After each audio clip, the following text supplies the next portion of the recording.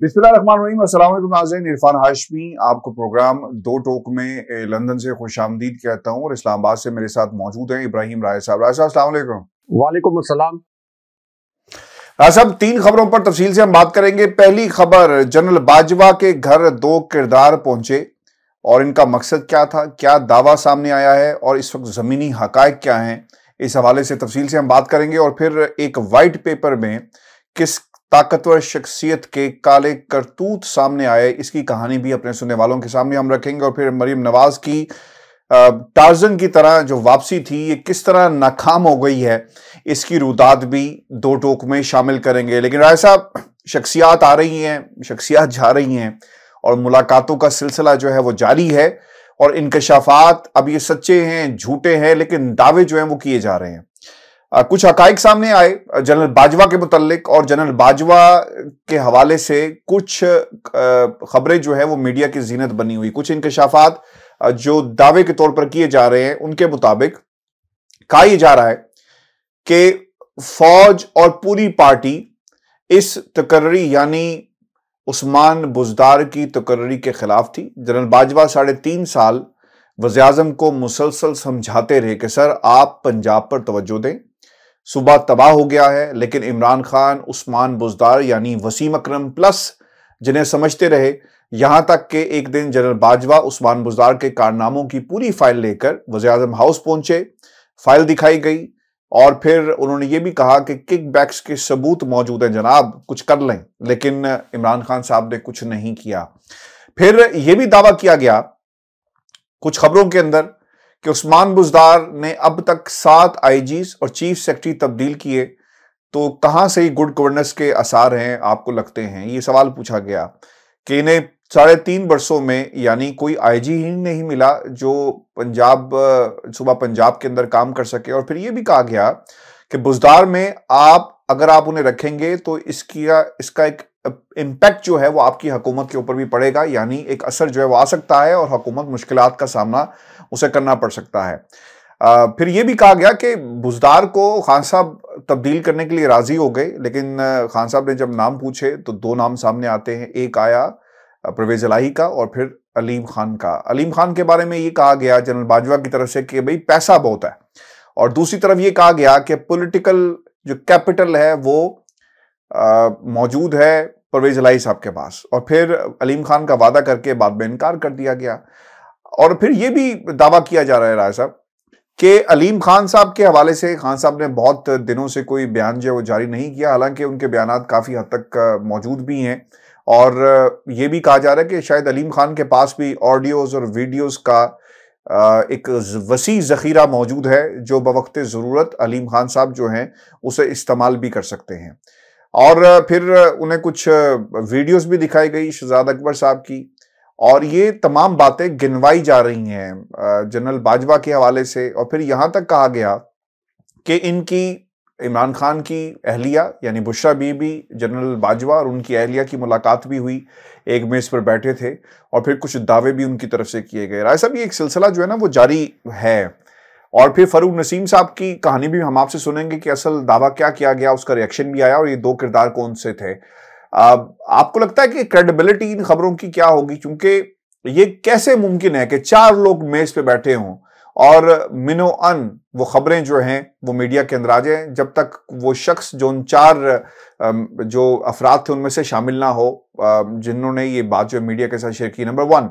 और दूसरा जो इंतहाई अहम सवाल है कि जनरल बाजवा या उनके सोर्सेज से जो खबरें आ रही हैं, इससे तो मजीद सवालात खड़े हो रहे हैं इमरान खान के लिए नहीं, जनरल बाजवा के लिए, पाकिस्तान के इदारों के लिए। किसी की प्राइवेट गुफ्तगू अगर थी, बाहर कैसे आई?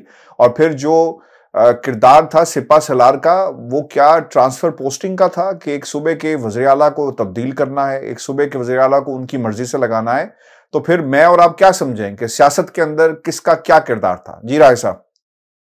देखिए हाशमी साहब, एक तो जनरल बाजवा अपने जराए से मुसलसल कॉलम्स लिखवा रहे हैं फरमाइशी, और फरमाइशी खबरें जो लगवा रहे हैं, इससे एक तो जनरल बाजवा ने यह साबित कर दिया है कि वो मुकम्मल तौर पर सियासी थे जब वो आर्मी चीफ थे और उनको सियासत का बड़ा शौक है।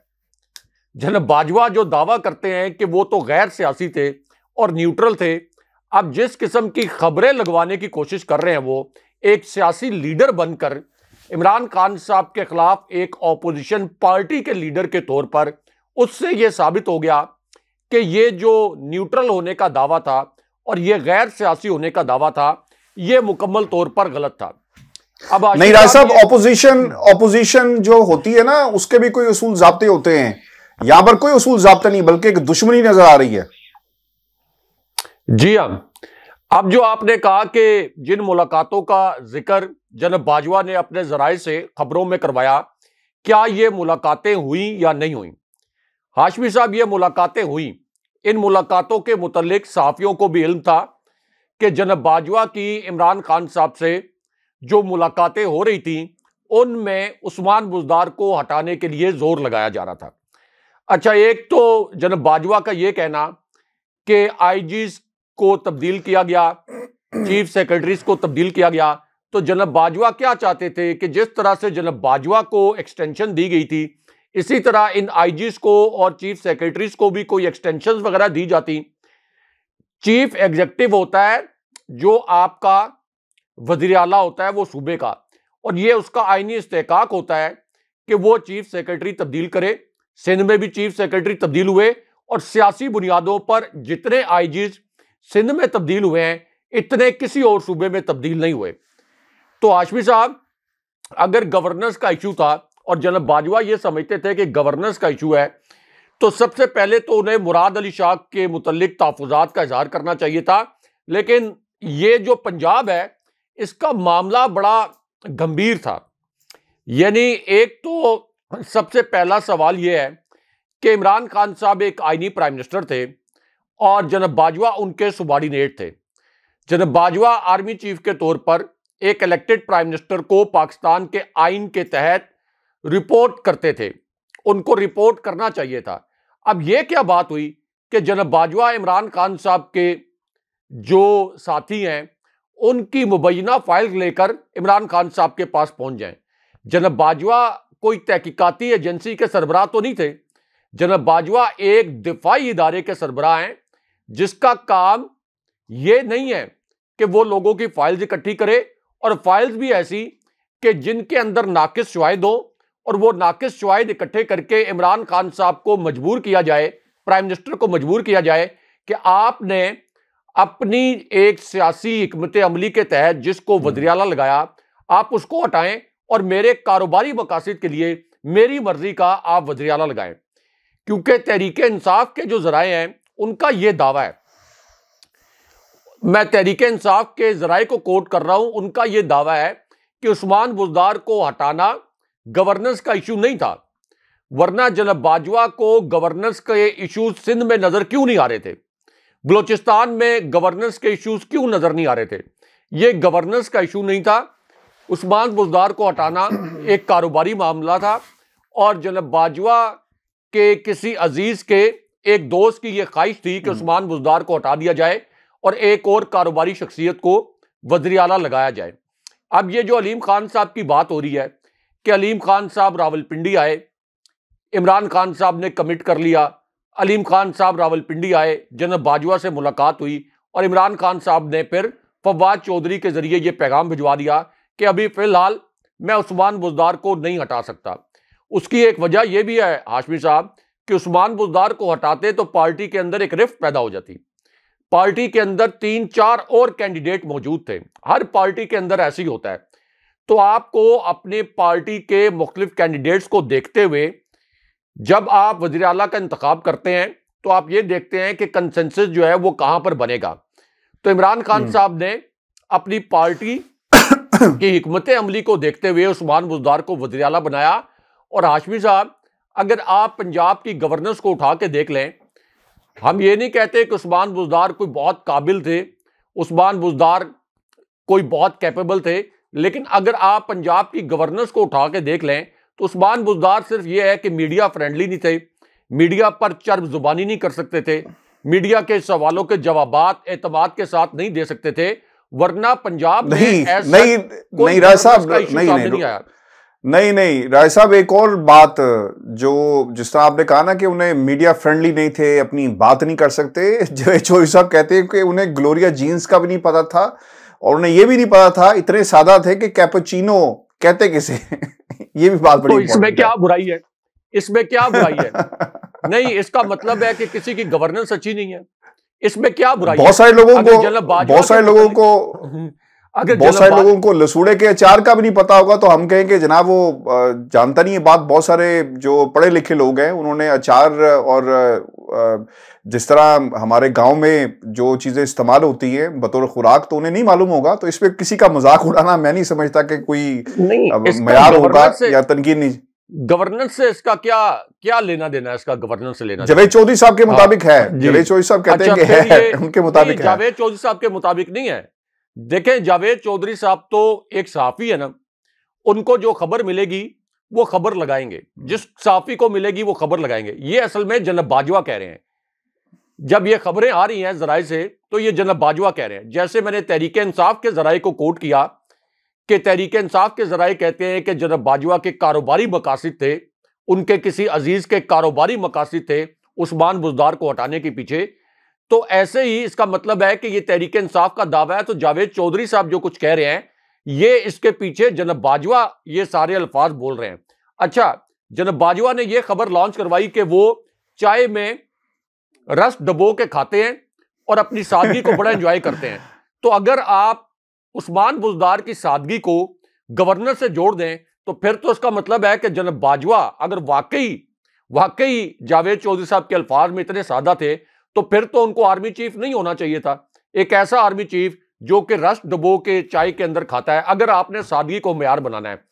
दूसरा हाशमी साहब, सबसे बड़ी बात यह है कि यह तो आइन की खिलाफ वर्जी है कि अगर एक आर्मी चीफ जाकर किसी प्राइम मिनिस्टर को यह कहे कि आपके साथियों की ऑडियोज मौजूद है और साथ ये भी बताए कि वो ऑडियोज हमने वीडियो भी दिखाए, ये भी बताए, और वो लेके फोन में लेके फिरे और फोन में दिखाए कि देखें प्राइम मिनिस्टर आप हैं, चीफ एग्जीक्यूटिव आप हैं, वोट आपको मिले हैं, अवाम आपके साथ खड़े हैं, मैं 3 साल के टेन्योर के लिए यहां पर आया हूं, आप जैसे एक प्राइम मिनिस्टर ने मुझे आर्मी चीफ बनाया था, फिर आपने प्राइम मिनिस्टर के तौर पर मुझे एक्सटेंशन दी, यानी तमाम अख्तियारात जो है आइन के मुताबिक वो प्राइम मिनिस्टर के पास है। लेकिन मैं आपका सुबॉर्डिनेट होने के बावजूद मेरी जिम्मेदारी थी मुल्क का दिफा करना, मुल्क की सलामती का तहफ़्फ़ुज़ करना।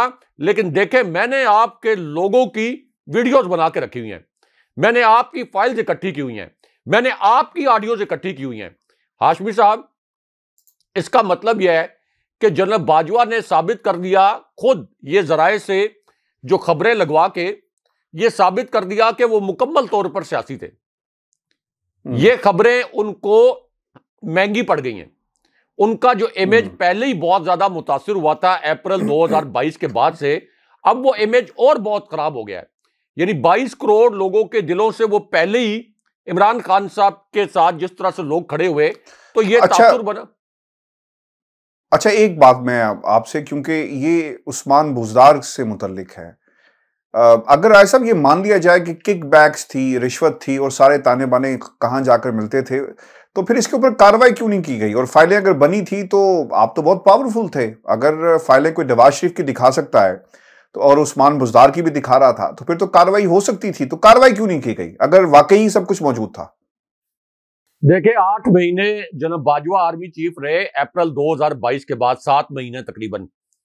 तो 7 महीने में आप उस्मान बुज़दार की वो फाइलें, जब आप इमरान खान साहब का रास्ता रोकने की कोशिश कर रहे थे, तो आप वो फाइल्स इसी तरह सहाफ़ियों के हवाले करते।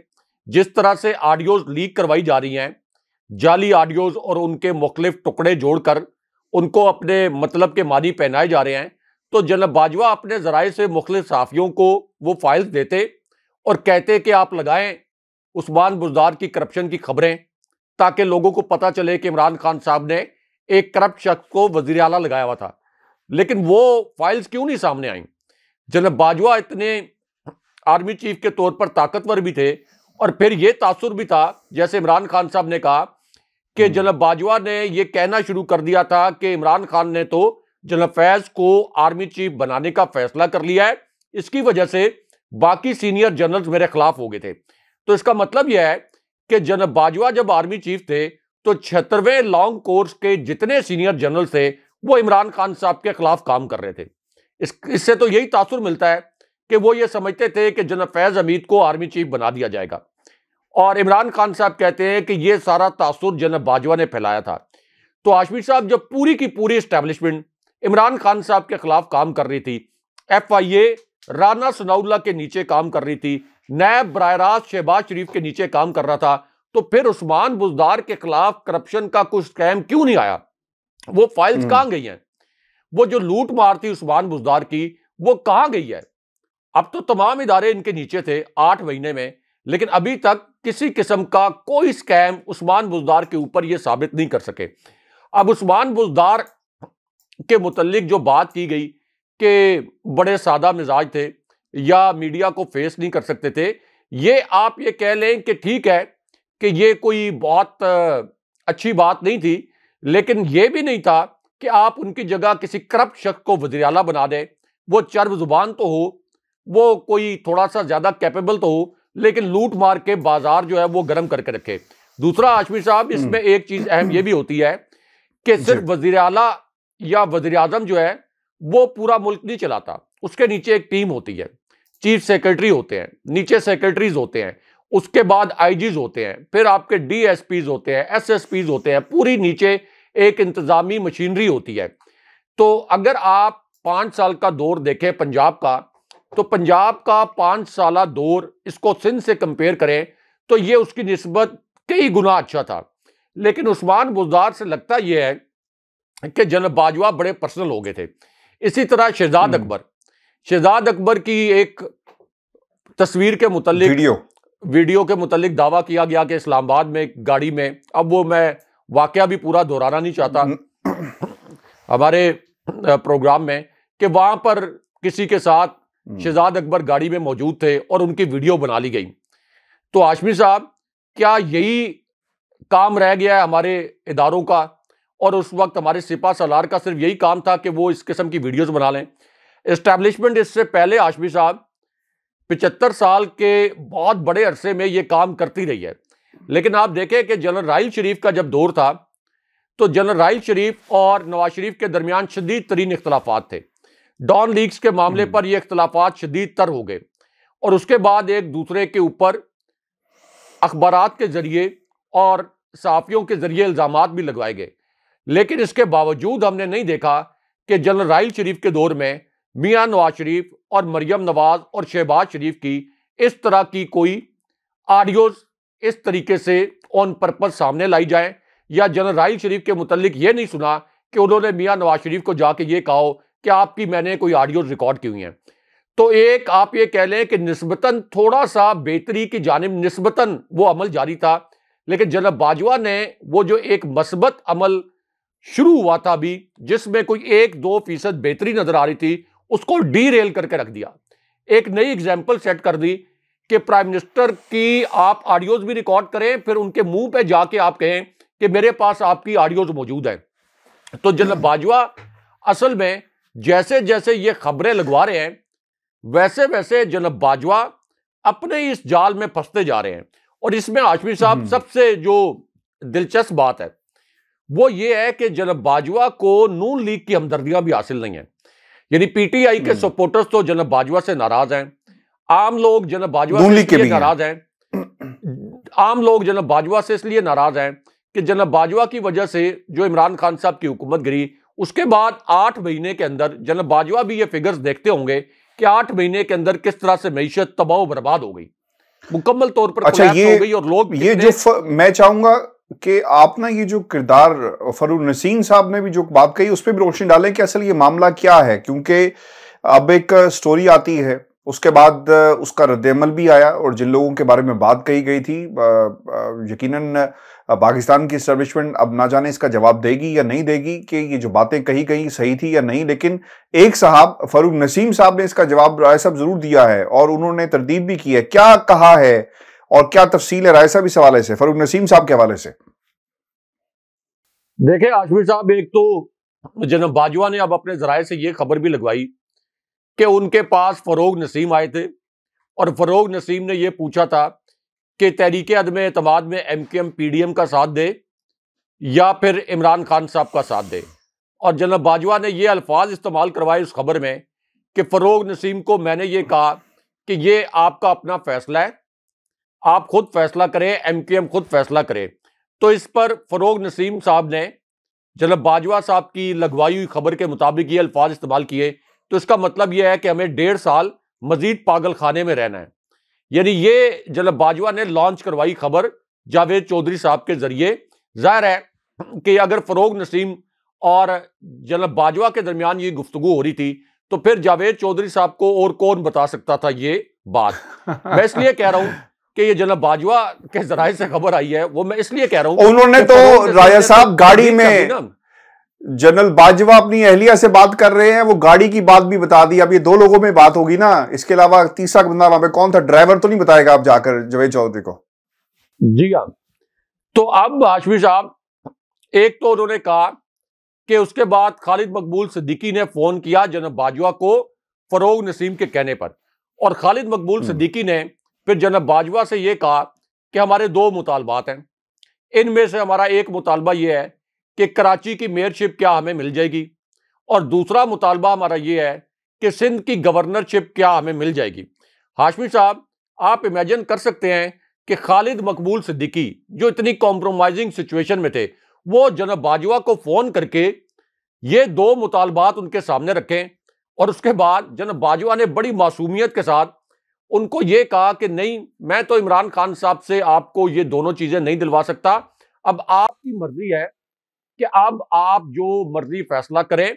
और फिर खालिद मकबूल सिद्दीकी ने जनरल बाजवा को यह कहा इस खबर के मुताबिक कि ठीक है, फिर हमें चूंकि PDM से ये दोनों चीजें मिल रही हैं, यानी कराची की मेयरशिप भी और गवर्नरशिप भी सिंध की, तो हम फिर PDM के साथ जाएंगे। और जनरल बाजवा ने कहा कि ठीक है, आप अपना फैसला करें। हाशमी साहब, अब सवाल यहां यह पैदा होता है कि जनरल बाजवा को खालिद मकबूल सिद्दीकी क्यों कॉल कर रहे थे, फरोग नसीम उनसे क्यों मिल रहे थे? परवेज इलाही के मुतल्लिक जनरल बाजवा ने यह खबर लगवाई कि परवेज इलाही ने उन्हें फोन किया था।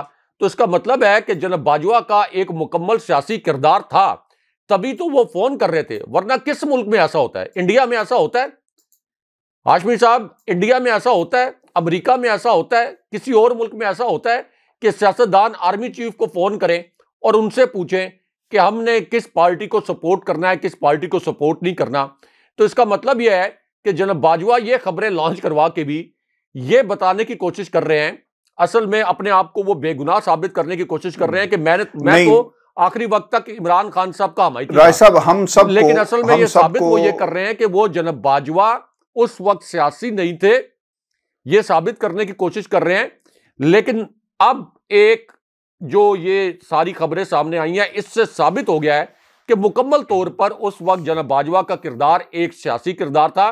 और अभी आप देख लें कि मुस्तफा नवाज खोकर ने कहा है कि इस बात के बेशुमार शवाहिद मौजूद हैं कि PDM की तहरीके अदम एतमाद के पीछे जनरल बाजवा और उनकी एस्टैब्लिशमेंट थी। बिल्कुल ठीक आपने कहा है साहब। पूरी कौम को वैसे जनरल बाजवा का ना एहसानमंद भी होना चाहिए कि उन्होंने तमाम लोगों को एक्सपोज किया है, ये तमाम खबरें लगवा कर। अच्छा राय साहब, एक व्हाइट पेपर जारी किया गया और एक अहम शख्सियत के काले करतूत अब सामने आ गए हैं। खान साहब ने खिताब करते हुए जो बातें कही, मैं चाहूंगा पहले मैं वो रख दूं और फिर सवाल की तरफ बढ़ेंगे। कौम को खौफ आ रहा है कि पाकिस्तान किधर जा रहा है। जो 7-8 माह में पाकिस्तान से हुआ, इसकी जिंदगी में मिसाल नहीं देखी। 30 साल से इस पाकिस्तान में 2 खानदानों का कब्जा है। दोनों खानदानों ने साबित भी किया कि वो कितने करप्ट हैं। उनको अवाम ने मुस्तरद किया और हमारे ऊपर दोबारा मुसल्लत करवाया गया। मईशत का ताल्लुक भी सियासत से है। पाकिस्तान में मायूसी की वजह लोग ही हैं जिनकी करप्शन के आलमी चर्चे थे। उनके 30 सालों में एक नामवर चीज नहीं है सवाए उनकी करप्शन पर डॉक्यूमेंट्रीज बनी। ओवरसीज पाकिस्तानी इसलिए हमारे साथ खड़े हैं कि उन्होंने पाकिस्तान का नाम बदनाम किया। जब हमारी हुकूमत कराई गई तो ओवरसीज को खौफ था कि दोबारा इन लोगों को मुसल्लत कर दिया जाएगा। फिर लोग हमारे खिलाफ भी थे जो हमारे साथ आ गए। इलेक्शन से उनकी टांगें कांप जाती हैं। सारा स्टेटस इस पर मुत्तफिक है कि इलेक्शन नहीं करवाने। एक ही हल है कि मसाइल का कि आप पाकिस्तान के अंदर इलेक्शन करवाएं। और जो कुछ 9 अप्रैल को मुल्क के अंदर किया गया, एक हुकूमत जो पहली दफा बनी थी, इसको बैंकरप्ट पाकिस्तान मिला। खानदानों का विजन था। IMF के पास जाते जाते तो हम मुल्की मफाद के फैसले कर ही नहीं पाते। 5 साल में एक्सपोर्ट बढ़ी थी। ये नहीं कह सकते कि हमारी हुकूमत अच्छी थी। नेशनल सिक्योरिटी मीटिंग हुई, कह रहे हैं कि डॉलर बाहर जा रहा है, इसको रोकना है। सरे महल और एवन फील्ड अपार्टमेंट कैसे बने थे? वो डॉलर बाहर भेजने की वजह से बने थे। सारे मनी लॉन्डर कह रहे हैं कि डॉलर बाहर जाने से रोकने हैं। पाकिस्तान की तारीख में आमलीत और जंगी डॉलर निकाल दें तो हमारी सबसे बेहतरीन परफॉर्मेंस है। राय साहब, एक वाइट पेपर जारी कर दिया गया, इशारे इंडिकेटर्स रखे गए हैं कौम के सामने खान साहब की तरफ से कि इस वक्त जो हालात हैं वो किस तरफ जा रहे हैं। डॉलर की स्मगलिंग हो रही है और कोई रास्ता मौजूद नहीं है कि इस फंडिंग को, इस जो मनी लॉन्ड्रिंग कहें, इसे स्मगलिंग कहें, जो मर्जी आप कहें, कैसे रोका जा सकता है। आम आदमी के लिए जिंदगी जो है वो जीना मुश्किल हो गई है। पाकिस्तान को किराए पे दे दें, अवाम को किराए पे दे दें, क्या किया जाए? क्या हमें किराए पे देंगे तो मसला हल होगा, या अभी भी डार साहब जादूगर जो मईशतदान समझे जाते हैं उनके पास कोई हल मौजूद है? देखें आशफी साहब, एक तो जनरल बाजवा के मुतल्लिक इमरान खान साहब ने एक और वाकया भी सुनाया। जनरल बाजवा ने यह दावा किया था, और यह बड़ा मजे का वाकया है। जनरल बाजवा ने यह दावा किया था कि उनकी अहलिया एक न्यूज चैनल देख रही थी और उस न्यूज चैनल पर जनरल बाजवा की एक्सटेंशन की खबर चली, और फिर जनरल बाजवा की अहलिया ने जनरल बाजवा को बताया कि क्या आप टीवी देख रहे हैं? तो जनरल बाजवा ने कहा कि नहीं, मैंने तो नहीं देखा। तो फिर उनकी अहलिया ने बताया कि देखें, आपकी एक्सटेंशन की खबर चल रही है। और यह तासुर दिया जनरल बाजवा ने जराए से लॉन्च की हुई खबर में कि इमरान खान साहब ने मुझे जबरदस्ती एक्सटेंशन दी, मुझसे पूछे बगैर एक्सटेंशन दी। उसके बाद जराए से वो ये खबर लगवाते हैं कि 4 जनरल्स मेरे पास आते हैं, जनरल फैज हमीद भी, जनरल आसिफ गफूर भी, और ये जनरल्स मुझे एक्सटेंशन लेने पर और इसको कबूल करने पर कायल करते हैं। हालांकि आपको याद होगा कि ये फरोग नसीम साहब जो हैं, ये जब जनरल बाजवा की एक्सटेंशन फंस गई थी सुप्रीम कोर्ट में, जब जस्टिस आसिफ सईद खोसा ने एक बड़ी पुरस्कार किस्म की पिटीशन को टेकअप कर लिया था और बड़े तज़ीक आमेज किस्म के रिमार्क्स जनरल बाजवा के मुतल्लिक दिए थे, और उस वक्त फिर जस्टिस आसिफ सईद खोसा के खिलाफ ट्विटर पर ट्रेंड भी चलाए गए थे, और उस वक्त ये तासुर बना था कि ये ट्रेंड चीफ जस्टिस के खिलाफ एस्टैब्लिशमेंट ने चलाए हैं। तो जस्टिस आसिफ सईद खोसा ने उस वक्त ये रिमार्क्स दिए थे कि जनरल बाजवा खुद प्राइम मिनिस्टर हाउस जाते हैं और वहां पर अपनी एक्सटेंशन का जो ड्राफ्ट है इसको तैयार करवाते हैं, और जनरल बाजवा को शटल कॉक बना दिया गया है। अब एक तरफ तो उन्होंने अपनी एक्सटेंशन का केस बाकायदा कॉन्टेस्ट किया था। अब इमरान खान साहब से भी ये पूछा गया कि क्या जनरल बाजवा को आपने खुद एक्सटेंशन दे दी थी, जैसे कि जनरल बाजवा का दावा है कि मुझे तो पता ही नहीं था। ये कितनी हैरान कुन बात है कि जनरल बाजवा को पता नहीं था और उनको 3 साल की एक्सटेंशन दे दी, और जनरल बाजवा नहीं लेना चाहते थे और उसके बावजूद उन्होंने इमरान खान साहब के कहने पर एक्सटेंशन ले ली। तो अब इमरान खान साहब कहते हैं कि मुझे मैसेज आया था जनरल बाजवा का, और ये मैसेज ऐसे ही आते हैं हाशमी साहब, ये मैसेज जैसे मलिक अहमद खान के जरिए, जो कि जनरल बाजवा के ससुर के बड़े करीबी हैं, उनके जरिए जैसे शहबाज शरीफ को ये आखिरी दिनों में पैगाम भिजवाया गया था कि 6 महीने की और एक्सटेंशन दे दें, आपके रास्ते की तमाम रुकावटें दूर हो जाएंगी। बिल्कुल ठीक है। इसी तरह इमरान खान साहब को भी ये मैसेज भिजवाया गया था और इमरान खान साहब ने इसका इजहार भी किया है। दूसरा, इमरान खान साहब ये भी कहते हैं कि जनरल बाजवा खुद को हर फन मोला समझते थे। एक तरफ मुझसे हमदर्दी जता रहे थे और दूसरी जानिब हमें पता था कि शाहजेन बुगटी जैसे लोग जो कि एस्टैब्लिशमेंट की मर्जी के बगैर खाना भी नहीं खाते, वो किस तरह से एस्टैब्लिशमेंट के कहने पर और जनरल बाजवा के एस्टैब्लिशमेंट के कहने पर वो उस वक्त पीडीएम का हिस्सा बन रहे थे। तो इमरान खान साहब ने कहा कि मुझे पिछले साल गर्मियों में पता चल गया था कि जनरल बाजवा अब जिस वक्त एक्सटेंशन लेने के बाद नून लीग के साथ राब्ते में आ चुके थे और मेरी हुकूमत को गिराने का प्लान बना चुके थे। अच्छा साहब, ये तो एक्सटेंशन वाला मामला हो गया, बिल्कुल ठीक है, लेकिन ये जो डार साहब का मेरा सवाल था, मैं चाहूंगा कि इस पर आप कमेंट कर दें और ये भी बता दें कि मरियम नवाज को अब तामीर नौ का काम दे दिया गया, तंजीम नौ का काम दे दिया गया, और अब वो चीफ ऑर्गेनाइजर भी हैं और सीनियर वाइस प्रेसिडेंट भी हैं, यानी पार्टी पर कब्जा हो गया है। Senior vice president, chief justice of Pakistan, army chief of Pakistan, ये तमाम ओहदे मरियम नवाज को दे देने चाहिए। आर्मी चीफ भी कह रहे हो। वो जनरल बाजवा के दौर में तो खुद को आर्मी चीफ ही जाहिर करती थी। आप वो देख लें कि वो एक्ट किस तरह से कर रही थी जनरल बाजवा के दौर में। और चीफ जस्टिस के तौर पर इसलिए मैं कहता हूं कि वो एक्ट करती हैं कि चीफ जस्टिस को उन्होंने कहा कि बेंच फिक्सर हैं, लेकिन कोई सुप्रीम कोर्ट के किसी जज को इतनी जुर्रत नहीं हुई कि इस मामले का कोई नोटिस लिया जाए। इमरान खान साहब के मामले पर अलबत्ता मैग्नीफायर ग्लास लगाकर इमरान खान साहब के अल्फाज को छलनी में छाना जाता है।